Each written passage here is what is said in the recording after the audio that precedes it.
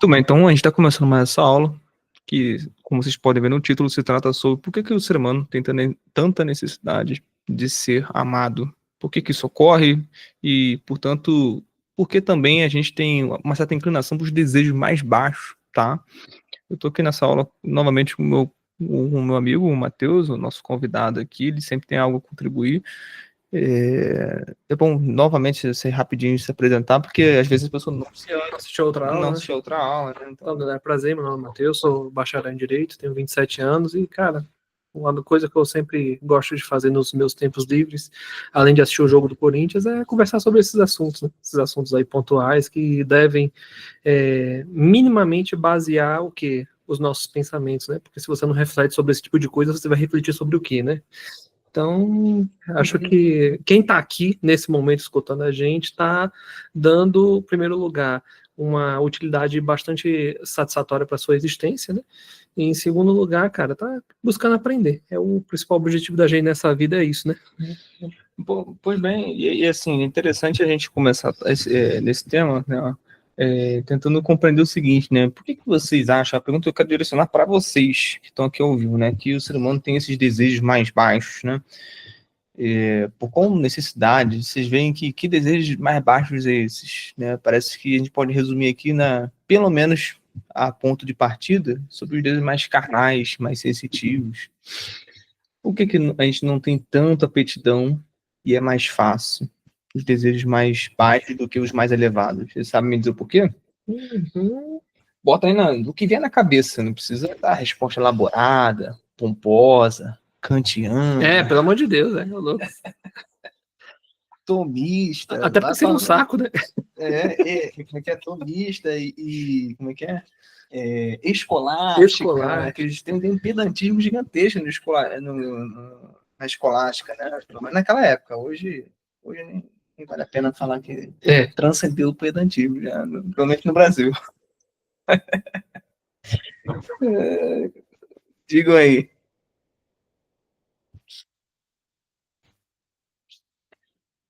Tá. Não, tá, tudo bem. Prazeroso. A pergunta, Ana, foi assim, porque a Ana chegou depois. Vamos lá, vou repetir a pergunta, até para quem não entendeu. Por que vocês acham que o ser humano tem essas inclinações mais ligadas ao prazer? Em bom português, resumindo. E o prazer mais baixo, né? O que é o prazer mais baixo? O que sempre é o prazer mais baixo, né? Deixa eu ajeitar aqui, que caiu.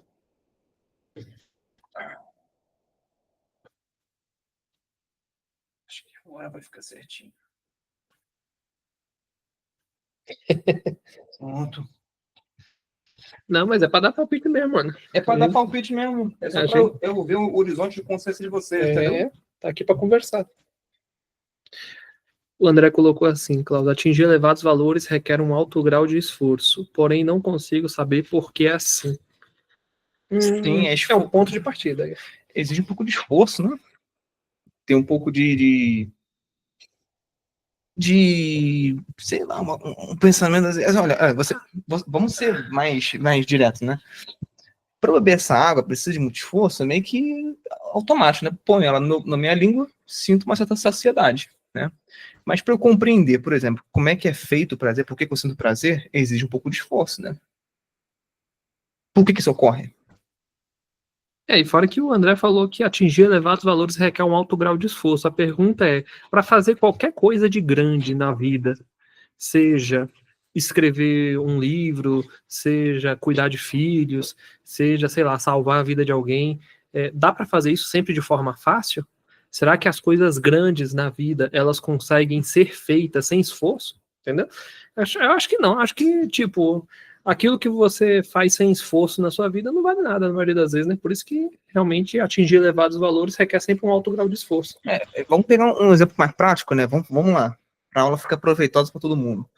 O que demora mais para ser construído? Um barco, uma barraca ou um prédio? O que é mais rápido? A barraca. Ok, a barraca. Por quê?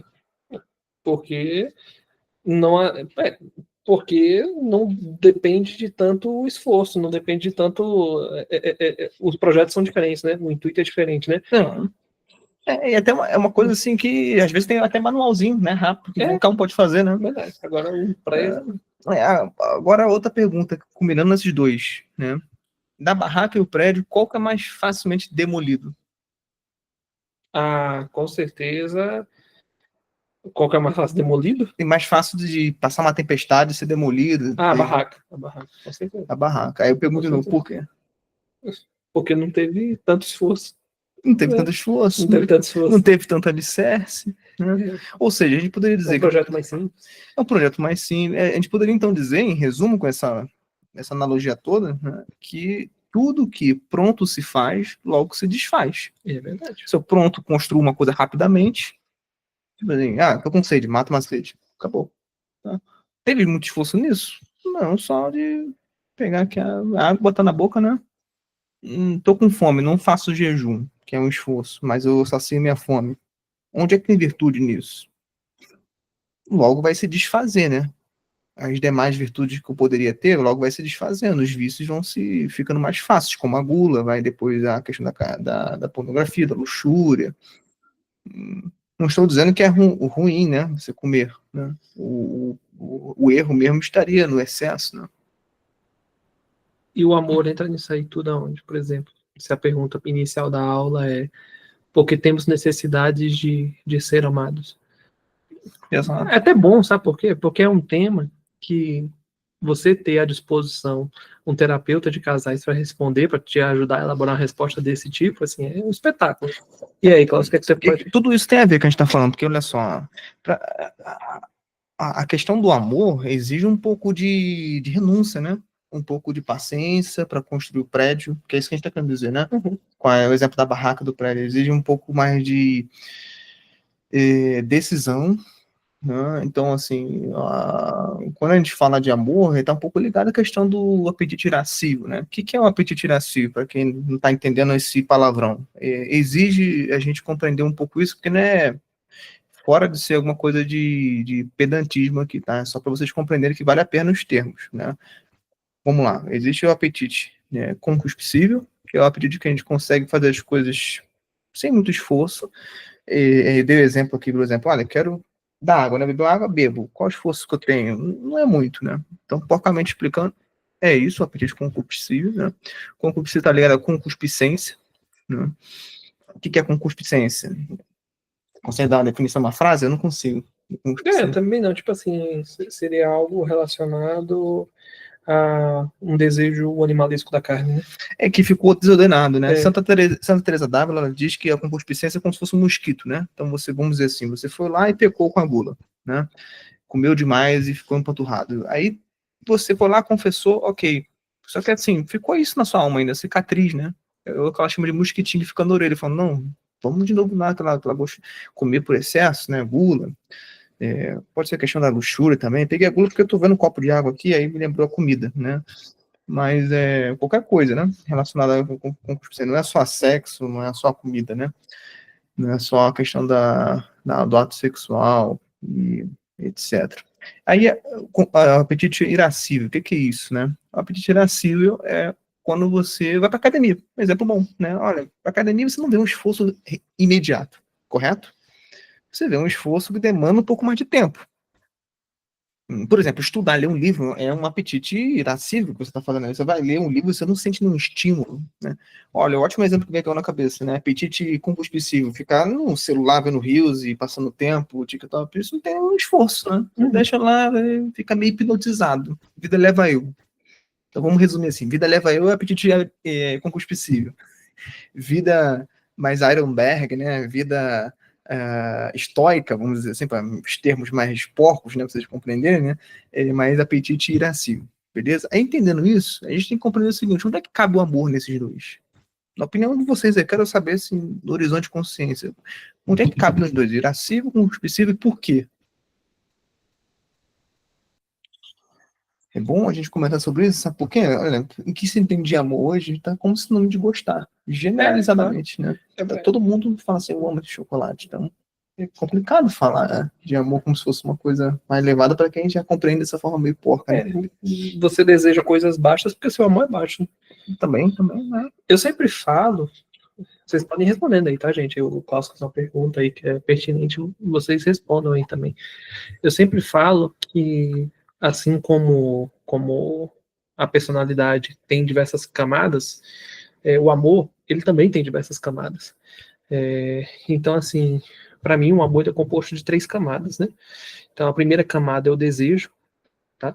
A segunda camada é a felicidade, que é decorrente da realização do desejo. E a terceira camada é o quê? É o sacrifício, que é uma das formas de você conseguir garantir que aquela felicidade se perpetue no tempo, entendeu? Então, assim, quando você entende o amor passando por essas 3 camadas, você começa a ver que ele é um fenômeno complexo, né? E por ele ser um fenômeno complexo, quando a gente fala de desejar coisas baixas, a gente está falando só da primeira camada, tá? O que é que acontece quando você deseja coisas baixas? Você fica do desejo e não consegue chegar na camada da felicidade. Por exemplo, tudo aquilo que você quer fazer na vida, você faz por amor, tá? Seja desde levantar de manhã e pegar um copo d'água, tá? Até, por exemplo, levar um filho na escola, levar um pai no médico, se casar e até, enfim, abrir mão de sua vida, doar um órgão, tudo isso é feito por amor. Mas você percebe que cada episódio desse corresponde a um amor diferente, né? Baseado nesses 3 que eu te falei. Por exemplo, levantar, levar um filho, ou levantar de manhã cedo para tomar um copo d'água se você tiver com sede, corresponde a um amor que se refere ao desejo. Você tem desejo daquele copo, aquele copo ele vai te preencher de alguma forma, né? Levar um filho para a escola, ou então levar um pai para um médico, enfim, isso também corresponde a um tipo de amor. Esse tipo de amor é o quê? É o amor do sacrifício, né? Você gosta daquela pessoa, você não está ganhando nada para seu proveito pessoal, fazendo aquela atitude para aquela pessoa, mas você está fazendo com que aquela pessoa, que é o objeto do seu amor, ela consiga ainda se perpetuar no tempo, né? Ou seja, ela não vai deixar de existir por causa que você está fazendo aquele sacrifício. Então, assim, seu pai precisa que você leve ele no médico. Sem você, ele possivelmente pode morrer. Seu filho é a mesma coisa, ele precisa que você leve na escola, né? Sem esse ato seu de sacrifício, possivelmente seu filho vai ter um declínio cognitivo absurdo e vai ser diminuído em alguma coisa a humanidade dele, né? E o terceiro, o segundo tipo de amor que é intermediário entre eles, que é a felicidade, né? É mais ou menos isso que a gente está fazendo aqui agora, né? Acho que cada um de vocês está aqui abrindo mão do seu dia, porque vocês sentem felicidade em estar aqui com a gente conversando sobre esse tema, né? Então, vocês podem ver que com episódios diferentes que a gente faz e que a gente tem no dia a dia, a gente experimenta diversos tipos de amores. Um baseado no desejo, um baseado na felicidade e outro baseado no sacrifício, né? Então, eu acredito que a gente tem a necessidade de ser amado e a gente tem desejos baixos, normalmente em virtude dessa necessidade, enfim, ou não, nem sempre, mas é justamente porque a gente fica nessa primeira camada do amor, que é o desejo, tá? É a camada mais baixa, tá? Qualquer pessoa pode sentir desejo, tá? Inclusive os bichos sentem desejo, tá bom? E os bichos também são capazes de sentir alegria. Mas raramente um bicho vai ser capaz de fazer alguma espécie de sacrifício, entendeu? Então, é mais ou menos por isso. É um ser humano que vive apenas na primeira camada do amor, né? Que é o desejo. E, cara, vai passando de desejo para desejo e não tem nada mais profundo do que isso, entendeu?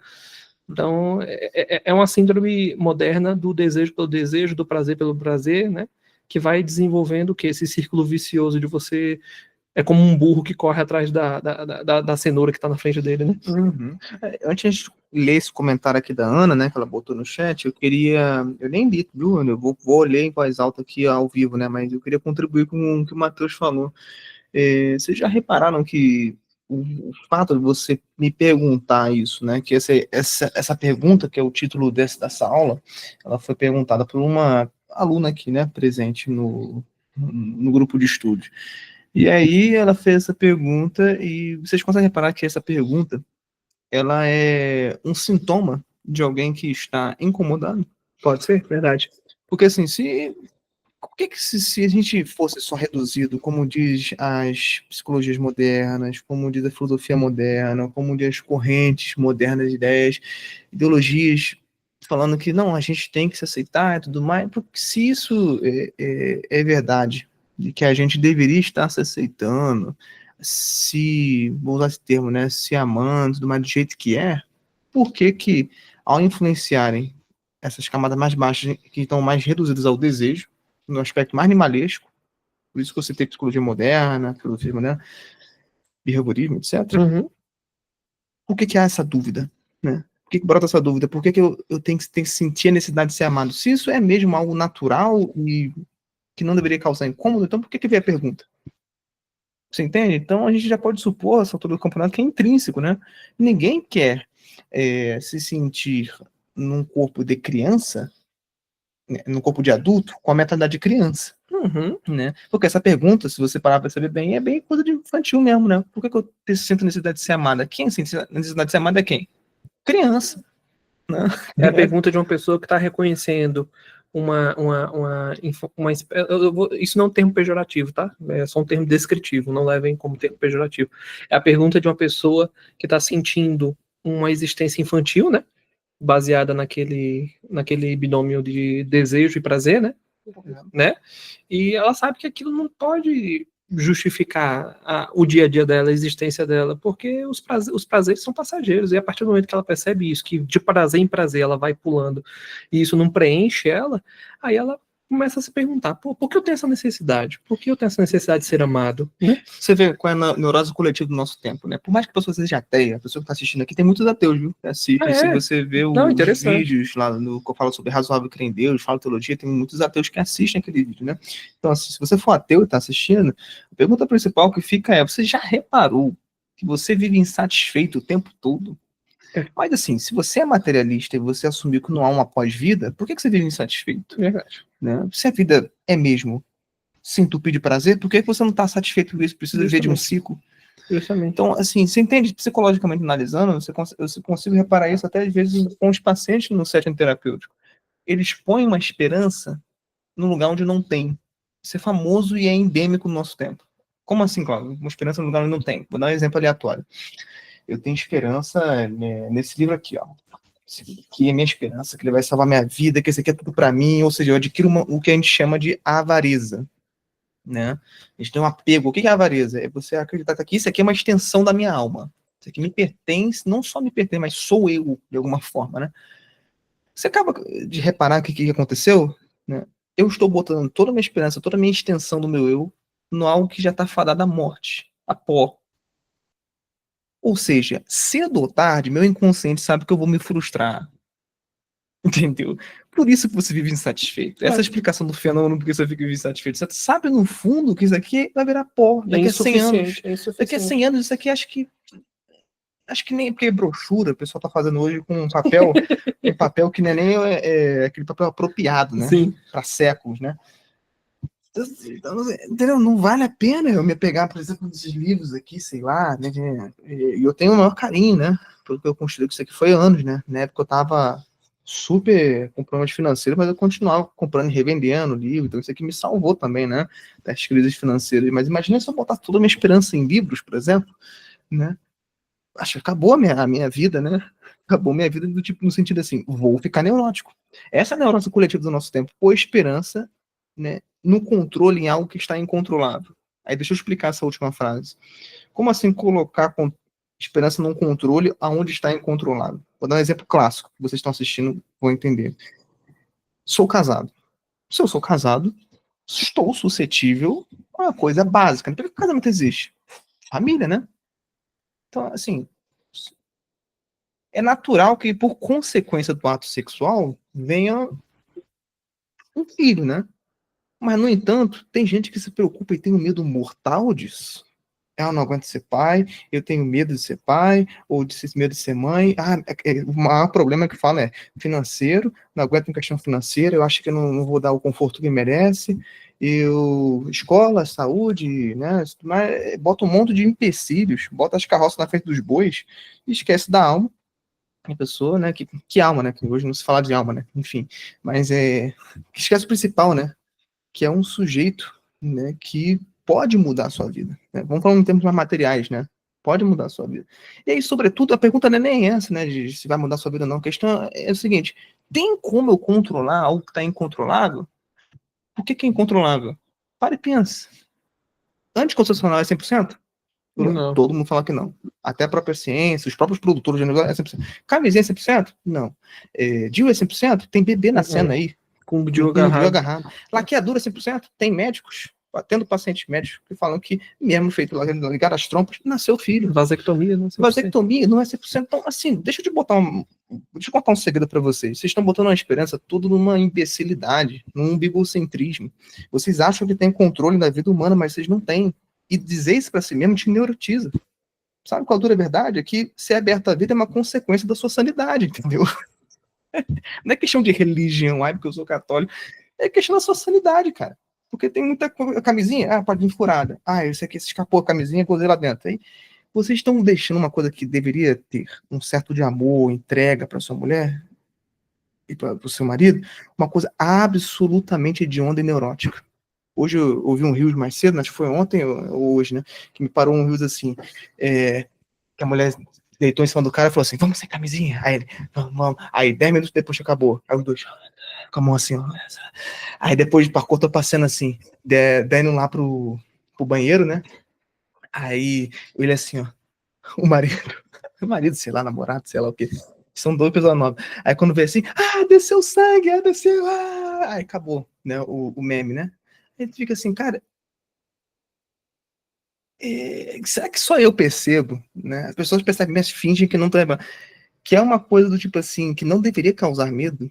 Você tá querendo, tipo, a consequência sem. Você tá querendo um ato sem a consequência. Você consegue reparar mas é aquilo que eu falei um dia desse para você. Eu acho que eu tenho a teoria que a gente tá todo mundo enlouquecendo coletivamente, mas como é coletivo, a gente tá achando normal. Exato, é aquela frase de Santo Antão, né? Santo Antão fala assim: olha, haverá um tempo em que todos serão tão insanos que te acusarão de não ser tão insanos quanto eles, né? Então é isso, eles estão te acusando de ser muito insano por você ser aberto à vida, entendeu? Porque deveria ser uma consequência do tipo assim, olha, tem como eu querer sempre o ato? Essa é a pergunta. Tem como querer sempre ter o ato sem ter a possibilidade de recear a consequência? Você vai ver que não tem como. Eu quero sempre prazer do sexo, mas sem ter o filho. Mas você vê que isso é impossível? É tipo subir para baixo. Né? Se você está casado, você se põe automaticamente em risco. Você não quer ter filho? Então fique solteiro e pratique a castidade, meu irmão. Entendeu? Não quer mesmo ter filho? Não quer mesmo ser pai nem mãe? Não tem problema. Sua vocação pode estar no celibato, entendeu? Não é obrigado a ser aberta à vida. Agora só não se envolver com ninguém, nem casar com ninguém. Agora, o que eu mais vejo que é epidêmico, isso tem tudo a ver do tema que a gente está falando, é que as pessoas se põem num risco, que estão casadas, e ficam com essa neurose. Querem um ato sem a consequência. Querem um ônus sem um bônus. Né? Quer dizer, querem um bônus sem ônus. Né? Aí é o desejo baixo, né? É o desejo baixo. Aí vem a necessidade neurótica também de ficar insatisfeito consigo mesmo, vir essa autocobrança do porquê que eu tô querendo ser amado. Porque, afinal de contas, parem e pensam. Quem é pai e mãe sabe o que eu vou dizer. Homens têm as suas demandas, mulheres têm as suas demandas. Quando se tornam pais, isso já é parcialmente resolvido. Por quê? O homem ele tem a carência de querer ver a esposa admirando ele de modo que ele se sinta fodão. Quando você é pai, isso é resolvido. Teu filho te olha assim e fala, pai, você é o meu melhor herói, sei lá o que, ele já se sente foda, sou foda, entendeu? Essa carência que ele tem da esposa já é diminuída a ponto de ser quase nula. Ele fala, não, sou foda pro meu filho. E a mulher, ela quer muito ser útil. Ela não quer ser uma sombra apenas do marido, onde ela tá ali como se fosse uma extensão trivial do marido.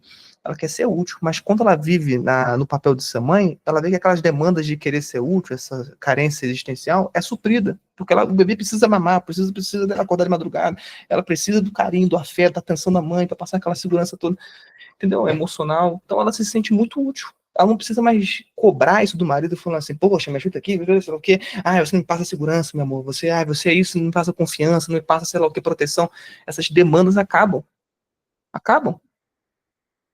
Então, assim, simplesmente quando aparece um filho, né? Simplesmente quando aparece um filho. E aí vou contar um segredo. Tem pessoas que fazem isso, vamos ter um filho só, que isso é muito cultural no Brasil, né? Vamos ter um filho só ou um casalzinho. Deixa eu contar um segredo pra vocês que só querem um filho, vou falar só com vocês, né? É o paradoxo, né? Se você quer só um filho, meu irmão, primeiro que você vai entrar nessa neurose de limitar a vida, que você já reparou que é difícil, muito difícil mesmo você querer o ato sem a consequência e não ficar neurótico com isso, né? Mas tendo um filho só, você consegue reparar que ele vai demandar muito mais da sua atenção se tivesse alguém do lado da idade dele. Ele vai querer que você brinque com ele, vai querer que dê atenção para ele, se não se sente sozinho, isolado, com complexo de inferioridade. Agora, quando você tem 2, 3, 4, 5 filhos, né? Eu nem sei como. Você perguntar quantos você quer ter, claro, não sei, tudo depende da mão de Deus. Se tiver só 2, para mim tá bom, né? Se você ver a minha vontade egoísta, eu vou dizer para vocês, a minha esposa já sabe, minha vontade egoísta não tem nenhum, foda-se. Quero ter tempo para ler livro, né? Quero ter tempo para dar aula. Foda-se, não quero ter nenhum. Se eu fosse materialista mesmo, não quero ter filho nenhum. Né? Só tô fazendo isso porque tem outros princípios, né? Deixa eu ler aqui, então. Aí, isso entra muito no que a Ana acabou de falar, ó. Deixa eu ler em voz alta para o pessoal do YouTube ver o que ela está falando. O amor, para mim, é sair de mim mesmo e fazer e pensar no outro. Mesmo não sendo prazeroso o que faz. E chega a ser sobrenatural. Às vezes nem dá para entender. Pois é indescritível, né? E entra o que o Lisandro falou. Consequências, né? Deixa eu ver o que o Lisandro falou. O erro intrínseco dessa era moderna é colocar o prazer como finalidade e não como um meio para o dever. Isso, então, é justamente isso. Ana e Lisandro, quando vocês entendem que o amor ele é composto de 3 camadas. Desejo, que quando realizado conduz à alegria, e que quando posta em risco essa alegria conduz ao sacrifício, quando você entende que o amor ele é composto dessas 3 camadas, e quando você para se interrogar, cara, por que eu só tenho desejos passageiros? Por que eu só tenho desejos baixos? Cara, sabe por quê?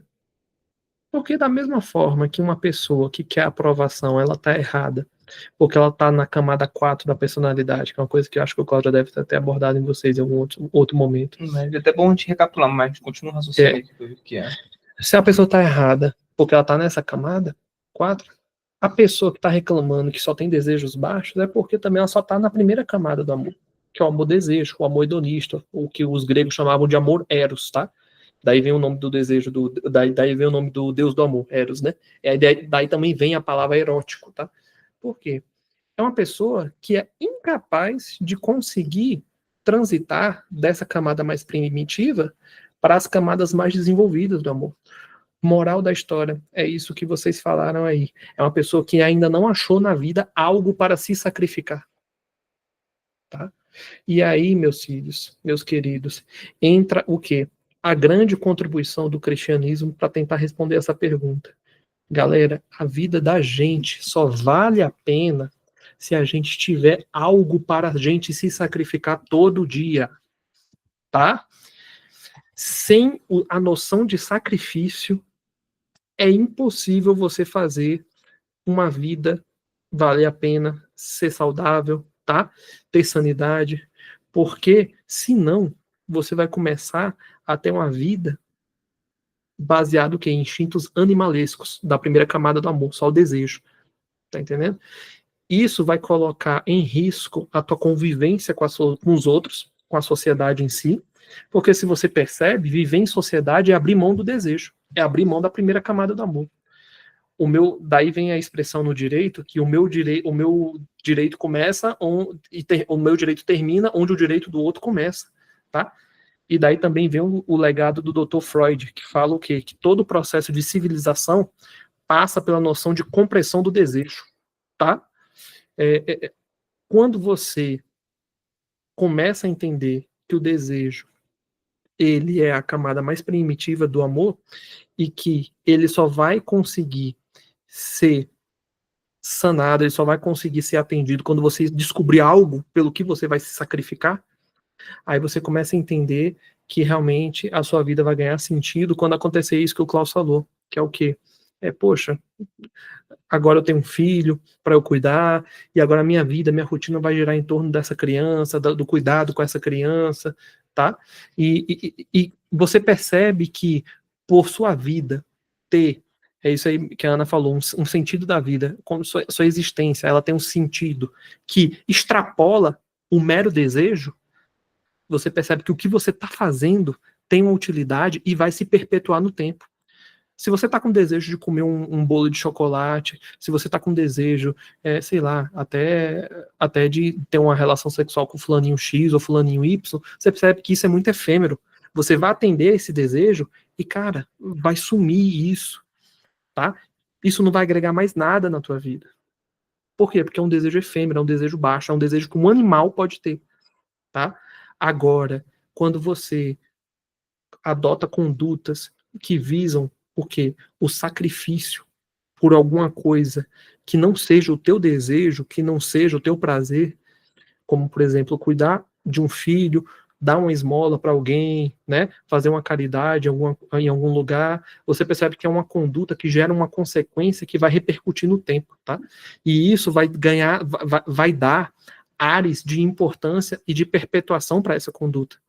Então, cara, você está cuidando do teu filho, você tem um filho, você vai morrer um dia e o teu filho vai continuar a existência dele aqui na Terra baseado naquilo que você ensinou para ele. Ou seja, uma fração de você está viva dentro dele, tá? E ele vai passar isso, consequentemente, para os filhos dele, seus netos, e os netos vão passar para os bisnetos.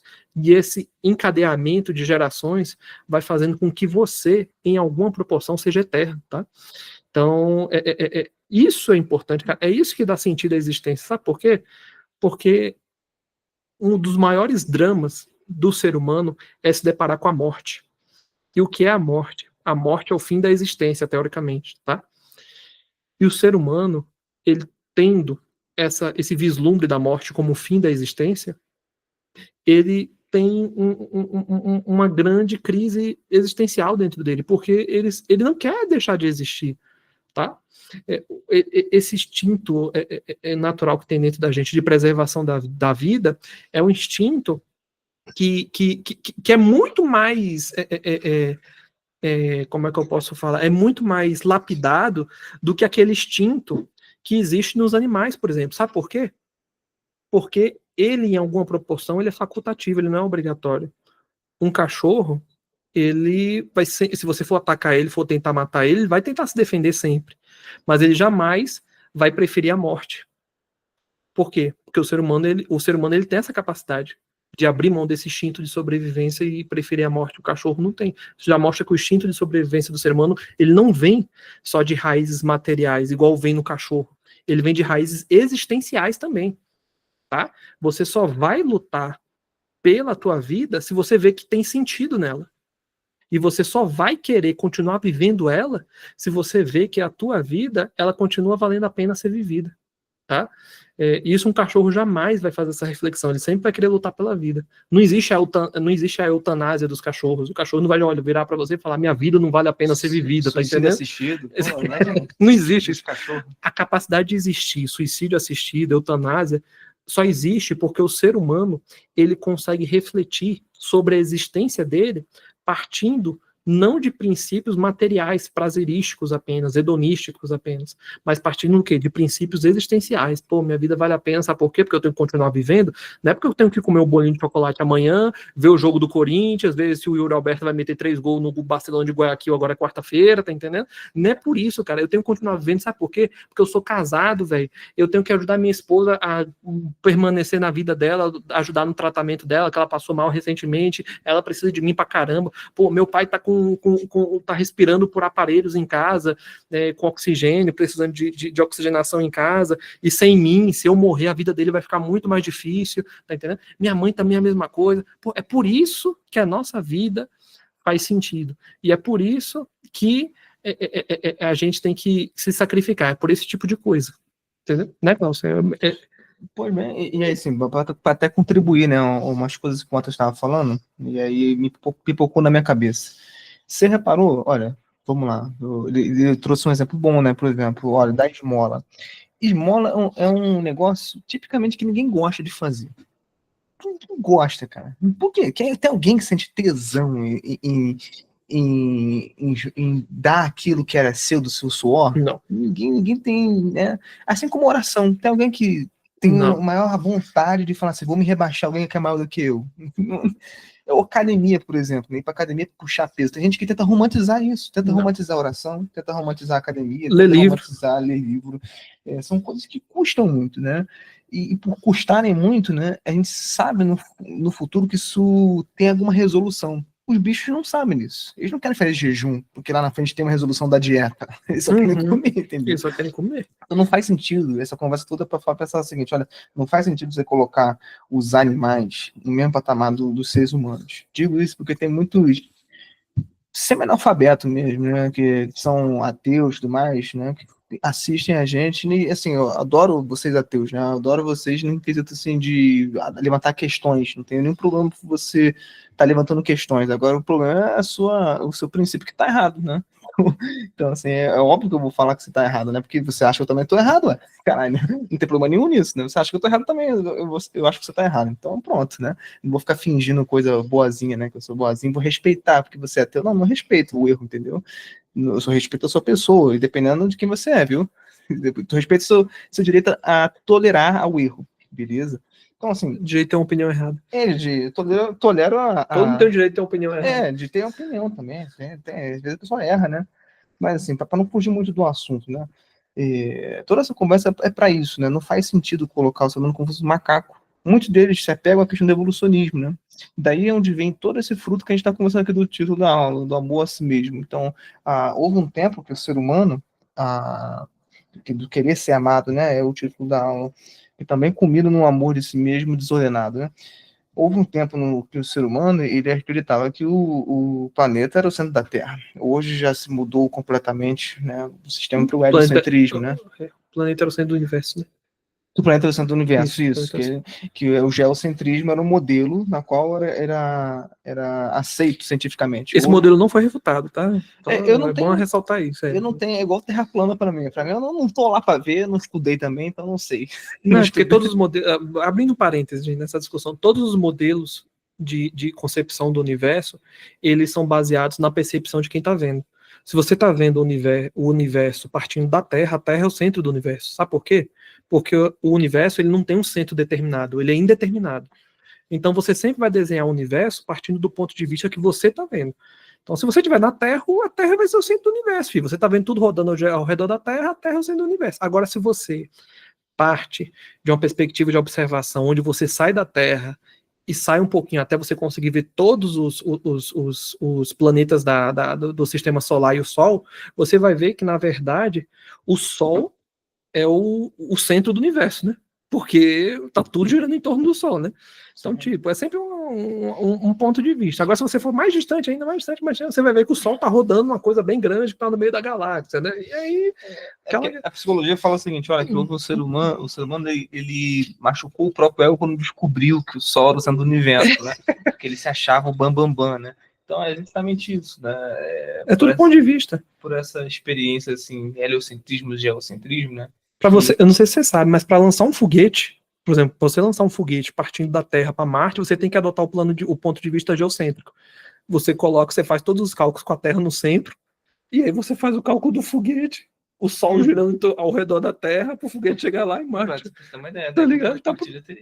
Para você ver. Mas o ponto principal é o seguinte, eu queria chegar com essa analogia, né? Que desse ponto de partida paradoxal, né, onde o ser humano achava que era o centro das coisas, não é mais, vamos dizer assim, né? No planeta era o centro de todas as coisas, do universo. Houve esse paradoxo consigo mesmo, né? Falar assim, caramba, né? Se eu, enquanto Klaus, né, não sou o centro do mundo, né? Então vale a pena cultivar esse tipo de demanda alheia, esperando que os outros me amem, esperando que eu corresponda a todos os meus prazeres, esperando que as pessoas me satisfaçam, que eu fique satisfeito comigo mesmo. Você entende que essa cobrança deixa qualquer um fora do eixo? É um eixo que está voltado para dentro, né? Do tipo assim, é só meu próprio umbigo. Um porco, você já viu um porco? Um porco não consegue levantar o pescoço dele para algo que transcende além do umbigo dele. É um eixo voltado só para ele, um porco. É um eixo voltado para ele. Agora, quando a gente pega o ser humano, o ato mesmo da gente pensar, já reparou nisso? A gente para assim, vou buscar uma palavra, a gente olha sempre para cima. Já reparou isso? Você É verdade. Assim, reparem você mesmo, quando você faz isso inconscientemente, né? Você fala assim, o que eu era falar mesmo? Ah, lembrei, você sempre olha pra cima, nunca olha pra baixo, né? Como se você estivesse procurando alguma coisa que transcende verdade, você cara. mesmo, né? Pô, isso não tinha pensado pra Então, pensar nisso. isso é simbólico, né? Isso é simbólico, Verdade, não é à caramba. toa o negócio desse. Todo mundo faz isso, né? E Verdade. alguém ensinou a gente a fazer isso? Não, é Não, todo instintivo. mundo já vem meio que pronto, né? Automatizado o negócio É desse. instintivo. O que mais uma vez demonstra o seguinte: olha, se a gente se prender a nós mesmos, ou esperar essa demanda dos outros, né, a gente vai ficar insatisfeito. E aí, falando da quarta camada, vale a pena um parênteses para explicar o que é, né? Muitos virou moda esse negócio de quarta camada por conta do psiquiatra do Massili, que deixou, pode ir lá, que deixou bem popular, né, a questão da quarta camada.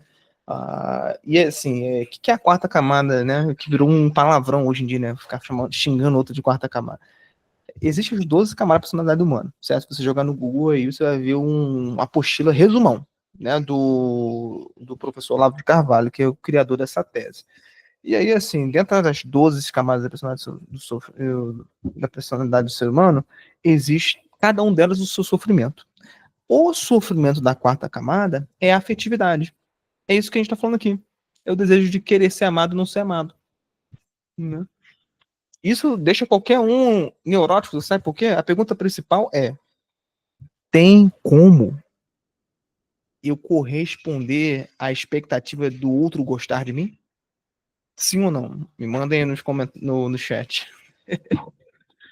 Tem como eu ter controle disso? Do quê? Eu fiz a pergunta para eles, né? Por que se preocupar em querer ser amado é algo que vai te deixar neurotizado, né? Perguntei assim: tem como eu ter controle da expectativa que o outro tem sobre mim? Sim ou não? Só me responda para ver se vocês estão acordados aí, estão muito em silêncio, né? O André falou não. Tá, deixa eu te perguntar. Por que, André? Por que não? Se você quiser abrir o microfone, fica à vontade também, se você achar pertinente. É até bom vocês abrirem o microfone também para falar. É bom. Por que não? Alguém conseguir dizer o porquê não também, né? Sim, com a faca na mão. Pois é, né?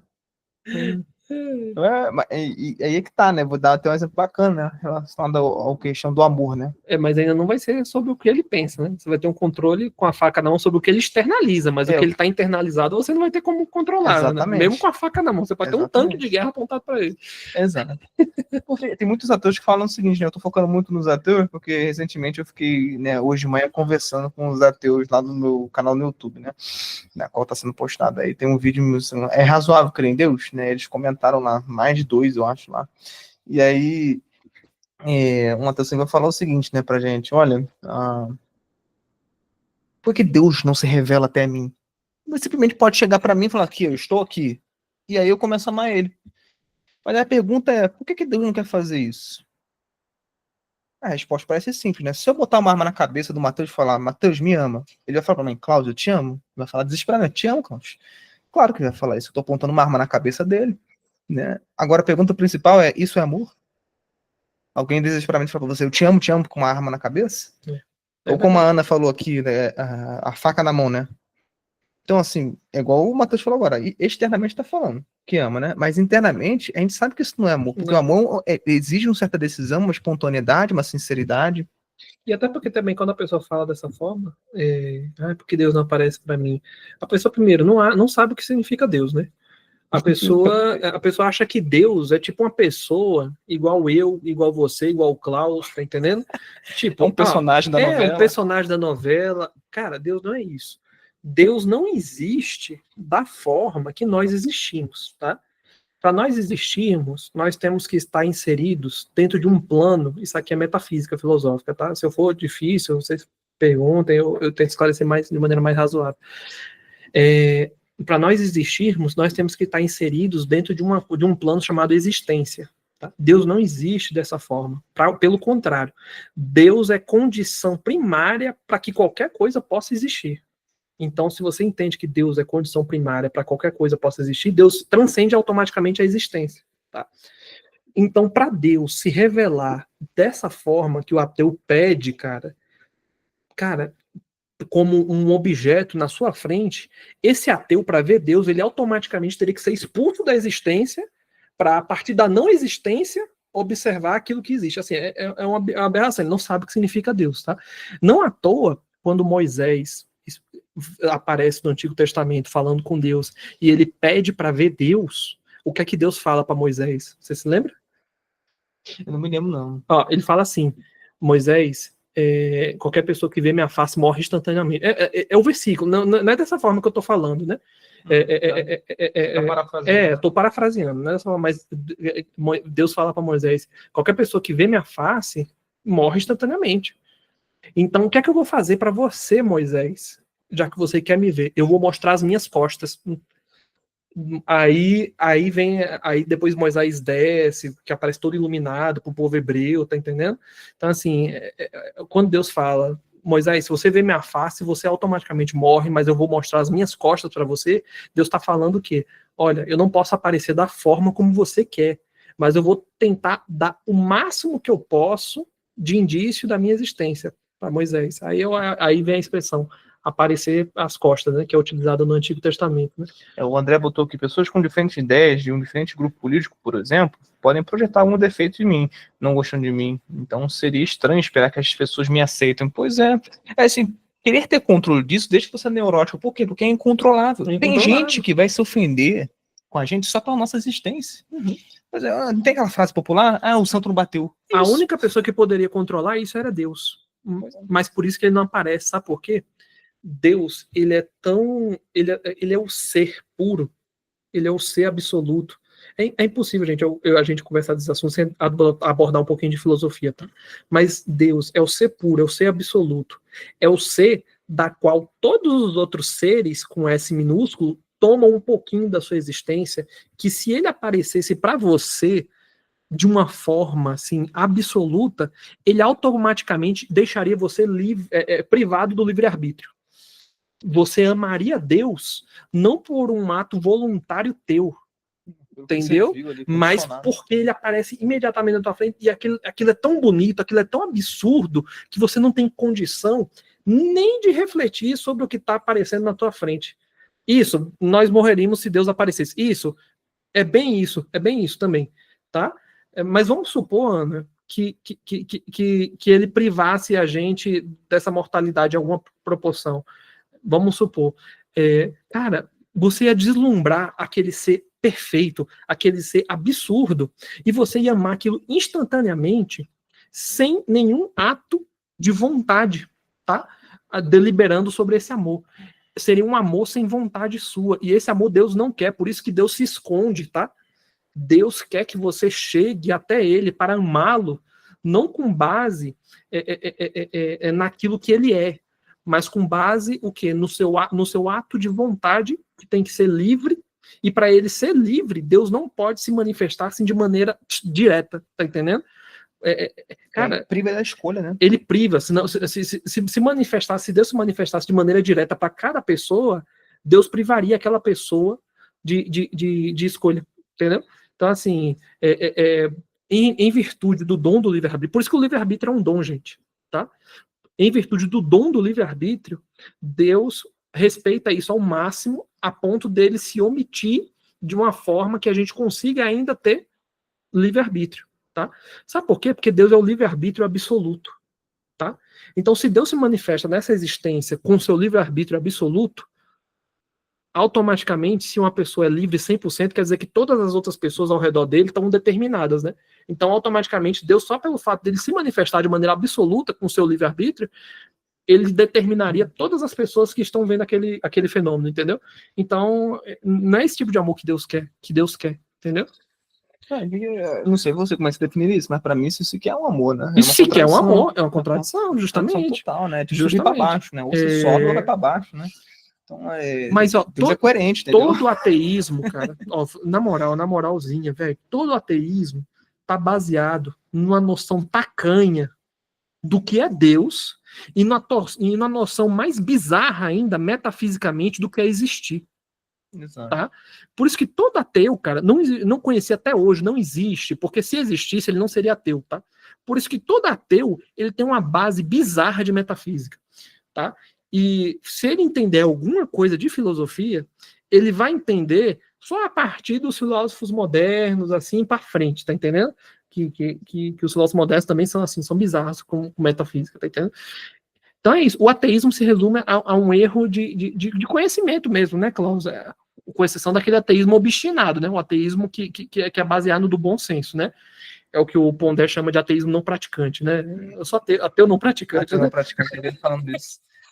É que o principal do título da aula de hoje é justamente sobre isso, né? Essa questão do por que o ser humano busca ser amado, né? E, assim, a necessidade de ser amado e porque tem desejos tão baixos. Né? E porque os desejos estão baixos, né?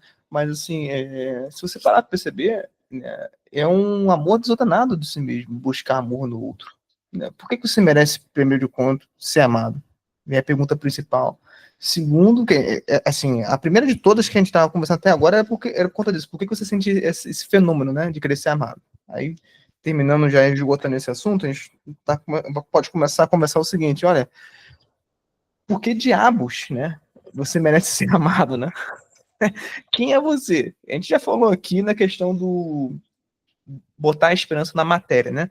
Botar a esperança na matéria determina para o nosso inconsciente o seguinte: olha, um dia isso vai virar pó e, portanto, eu vou ficar frustrado. Uhum. Tudo que tem um final, né? Eu sabendo que tem um final, me deixa um pouco frustrado, porque eu estou tentando eternizar isso, pelo menos no meu intelecto, em mim mesmo, né?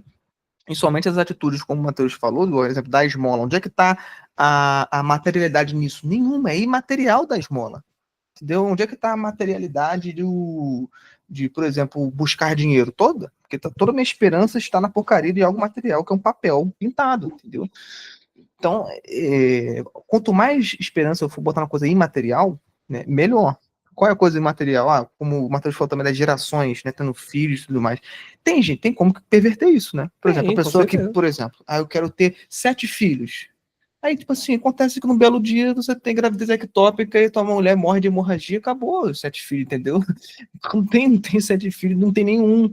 A minha esposa, nosso primeiro filho, veio com gravidez ectópica, nosso primeiro filho faleceu. Uhum. Né? Em nenhum momento, graças a Deus, nunca em nenhum momento botei esperança nisso, né? Para não ficar eternamente frustrado, ele falou assim, caramba, meu primeiro filho, não esperava isso, morreu.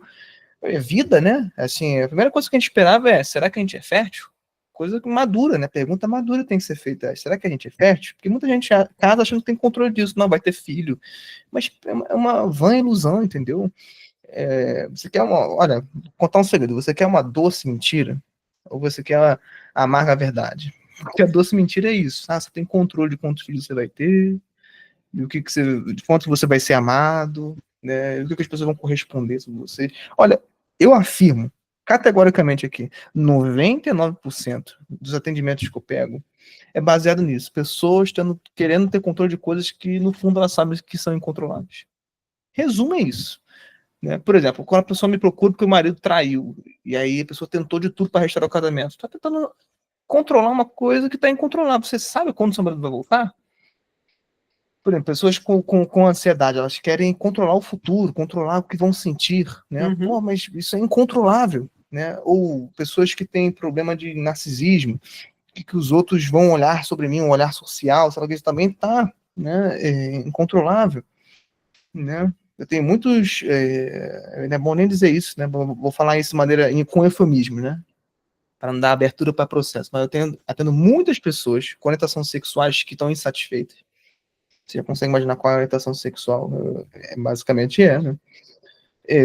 E aí, elas me procuram e falam assim, Cláudio, estou insatisfeito com isso. Mas esse problema da orientação sexual está interligado muito como é que o pai vê ela, como é o tratamento dela com a mãe e filho, né? Como é que é a relação dela social, né? A pessoa querendo ser aceita socialmente, amada socialmente, vista de uma forma diferente, a autoimagem que eu gostaria de passar. Então, a maioria dos problemas mentais hoje são por conta disso, esse amor desordenado por si mesmo. E aí vale a pena a gente entrar nesse leque aqui agora e falar um pouco o que é o amor ordenado por si mesmo, né? Eu, assim, vou só bater um pouco, chutar um pouco a bola para dar o passo para o Matheus, mas eu gostaria de citar o Gustavo Corsão, né? Que ele falou que tem uma diferença entre o amor próprio, que é defeituoso, e tem vários filósofos, inclusive modernos, né, que vão falar que desde de Aristóteles, que fala que isso é ruim, né? Até São Tomás de Aquino, até os dias de hoje, tem uns filósofos que falam isso, como o Lula Velho, né? Que fala que o amor o amor próprio é desordenado. Né? O que é o amor próprio? Vou dar um exemplo do amor próprio. Modernamente, tá? Pessoas falam que amor próprio tem que aceitar a si mesmo, tem que se pôr como prioridade, não é isso? Vamos ter que pôr como prioridade, né? Tem que me amar do jeito que eu sou. Ok. Obesidade, tem que me amar como eu sou? Pessoas que vão defender que sim. Agora, uma coisa mais esdrúxula que eu vou botar, né? Meu filho tá chorando de madrugada. E aí tem a minha mulher. Já, sei lá, 7ª noite que ela acorda com o sono todo desregulado. Aí eu vou ter meu amor próprio aqui, vou me priorizar acima de tudo e falar assim, não vou acordar de manhã madrugada não pra poupar ela. Eu vou priorizar meu sono, amor próprio. Entendeu? Então, amor próprio é narcisismo gourmet, meus amigos. É narcisismo educado. Egoísmo educadinho. Tá? Agora, amor de si mesmo, o Gustavo faz essa distinção, né? Que eu acho interessante. Embora, para mim, parece que não muda muito, né? A semântica da palavra amor de si mesmo para amor próprio. O amor de si mesmo é o amor de si como criação de Deus. Então, assim, eu amando a mim mesmo, como eu sendo aquela pessoa que, por mais que não merecesse, estou aqui entre milhões de espermatozoides. Né? Ele não fala isso, né? Mas, assim, no bom português é isso, né? Estou aqui entre milhões de Deus me escolheu com a possibilidade de ir para o céu. Eu sou uma criação de Deus, o cachorro também é criação de Deus, então uma espécie de amar a criação no estilo de São Francisco de Assis. De ver que assim, olha, as coisas têm a sua sucessão, né? Porque a gente participa desse amor chamado Deus. E aí, assim, né?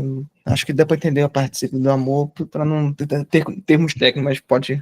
Esse amor desordenado aí é fruto de uma animalização do amor, né?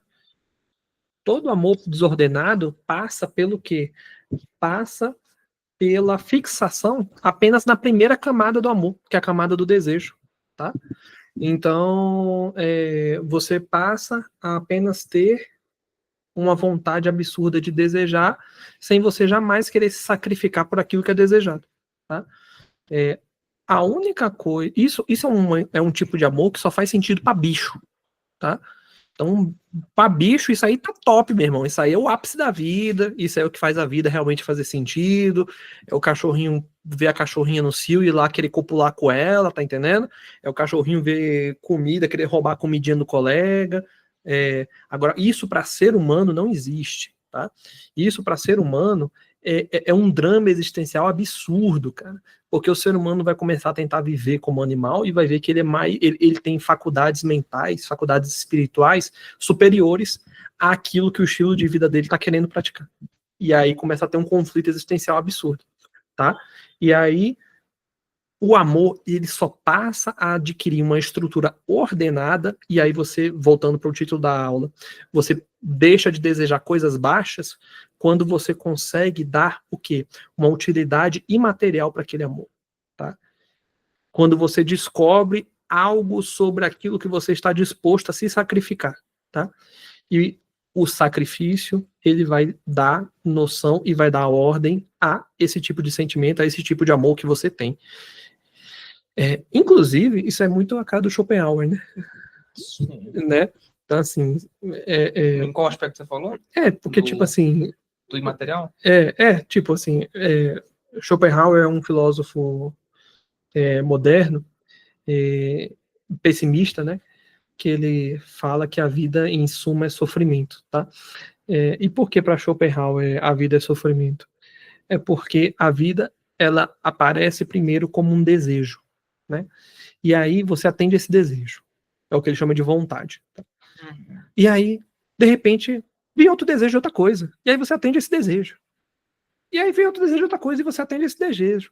E aí Schopenhauer fala, porra, mas nunca chega o fim do negócio, cara? Nunca chega um lugar que eu falo, pô, tô satisfeito, pô, tô feliz pra caramba, é isso aí. Cara, você vira um escravo dos desejos quando você tá vivendo essa vida hedonista, moderna, né? Tem uma frase mais que eu gosto muito, né? Que ele fala na filosofia da crise, ele fala assim, o homem é o único animal que até quando alcança alguma satisfação, ele fica insatisfeito. É isso aí. Sabe por quê? Porque ele tá desejando coisa material, ele tá desejando coisa baixa. Entendeu? Então, isso é tão verdade que Platão, ele falava que esse mundo material nosso não existia, o que existia era só o mundo das ideias. Por quê?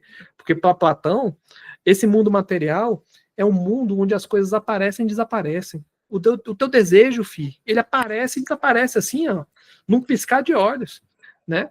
fome, qualquer tipo de desejo, e as coisas da nossa frente também, que estão na nossa frente, né? Elas não são eternas, elas estão aí para desaparecer depois. As coisas eternas, elas são intangíveis, elas são etéreas. Então, por isso que para Platão a gente devia focar só nesse mundo. Esse mundo aqui de baixo é estranho mesmo. Ó, a pergunta da Ana é o seguinte: tem a ver. Pode mandar pergunta aí, pessoal, que a gente está encaminhando para o final. Tem a ver com a educação que os pais dão aos filhos? A pessoa cresce e não amadurece? Nesse sentido de querer que os outros te amem, a quarta camada? Quer responder essa? Ou você vai me dar a lisonja aí? Tipo assim, pode ser um princípio. Os pais realmente eles são responsáveis pela uma das formas que o filho vai observar o mundo, né? Mas tipo, essa necessidade de querer que os outros te amem tá atrelada a uma falta de maturidade e uma falta como é que eu posso falar?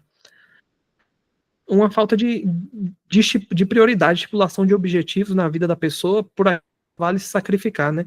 Por exemplo, não tem problema você querer que tua mãe te ame, ou você querer que sua esposa ou teu esposo te ame. O problema é quando você quer que todo mundo te ame ao mesmo tempo. Eu aposto que o Klaus quer que a esposa dele ame ele, né? Não tem nada de errado nisso. Agora, quando o Klaus quer que a esposa dele ame ele, eu ame ele, o vizinho ame ele, o gari que limpa a rua da casa dele ame ele, aí você já começa a estar diante do quê? De uma personalidade infantilizada, tá entendendo? Vamos pegar, por exemplo, em São Paulo, né, diz as cartas lá dele o seguinte, né? Vocês pararam pra perceber por que o homem tem que amar a mulher? E a mulher ser submissa ao homem? Vocês não param para perceber 2 minutos para meditar um pouco sobre isso, que são duas coisas absolutamente difíceis para os dois sexos? É muito difícil um homem querer amar, dar, entregar, prestar atenção na esposa, amá-la de verdade. Ele quer ser amado. Qualquer homem quer ser amado, igual o Matheus falou aqui agora. Olha, o amor vem das pessoas, pai, mãe e tudo mais. Agora, o problema é quando isso se torna um problema existencial, né? É um sofrimento, minha mãe não me amar, então vou fazer tudo. Até no pacientes assim, viu? Homem, marido que fala assim: eu não consigo dar prioridade às coisas da minha vida porque a minha mãe e meu pai me falam uma coisa, eu vou lá e arcato na hora. Senão acho que eu não estou amando eles ou eu não estou sendo amado por eles. Então é necessidade obsessiva. Deixou de ser amor. É uma necessidade obsessiva de suprir as carências afetivas um do outro, né? Virou uma relação simbiótica, né? Pai e filho, né? Não pode desfazer, não pode cortar o cordão umbilical, né? Porque senão é uma coisa que corta o afeto todo.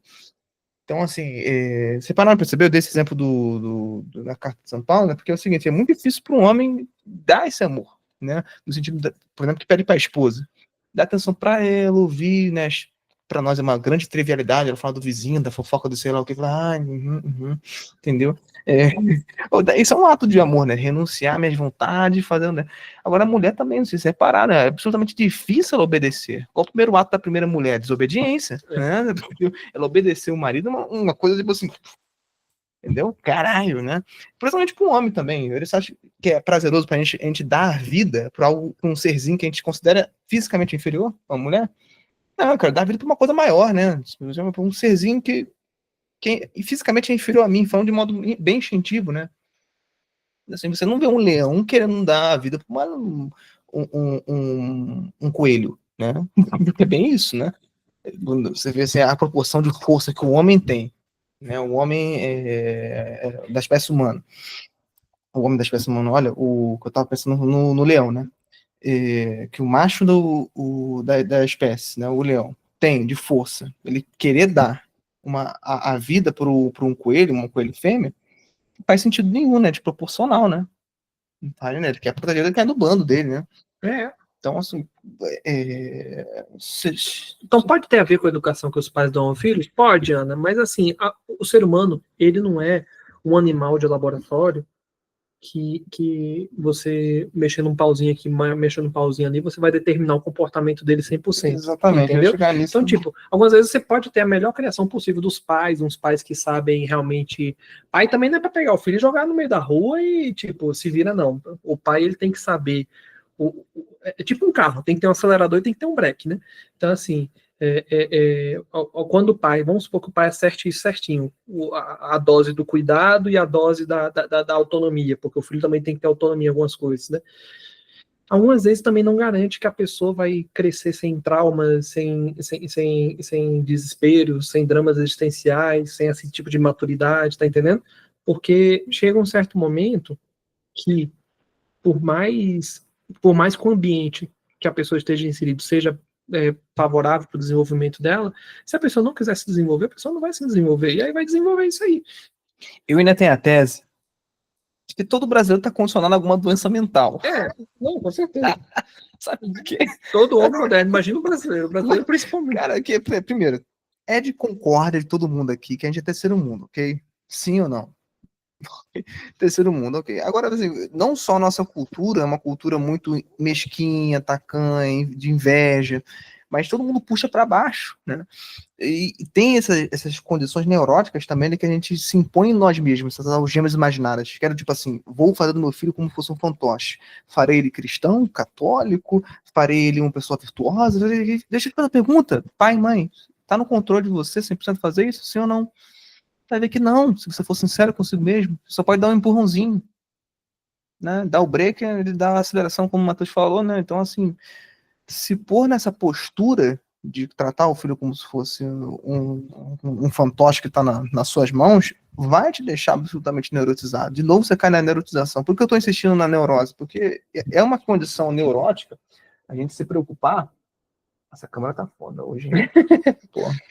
A gente se preocupar com coisas que estão totalmente fora do nosso controle, né? Como isso, né? Então, assim, o mais viável nisso tudo, né? Ela citou a quarta camada, né? Eu gostaria até de deixar mais enfatizado o seguinte: quando eu falo de doença mental, eu não estou sendo hiperbólico, tá? Tem doenças mentais, se você abrir o DSM-5, tem uma parte de doenças mentais, você consegue ver que são encadeadas justamente por conta disso. A questão de você achar que você precisa ser amado, mereço ser amado, é uma autopiedade muito nojenta, né? Eu preciso me amar. Então são coisas como do tipo assim, você não, basicamente não foi meu filho, você não foi feito para agir dessa forma, entendeu? Então, códigos complexos que você adquire, quais transtornos mentais? Se você tá só alguns, tá? Tem o do Alfred Adler, que vocês entendem o complexo de inferioridade, isso já está popularizado. O que é complexo de inferioridade? É você colocar, acima de tudo, o problema da condição da soberba.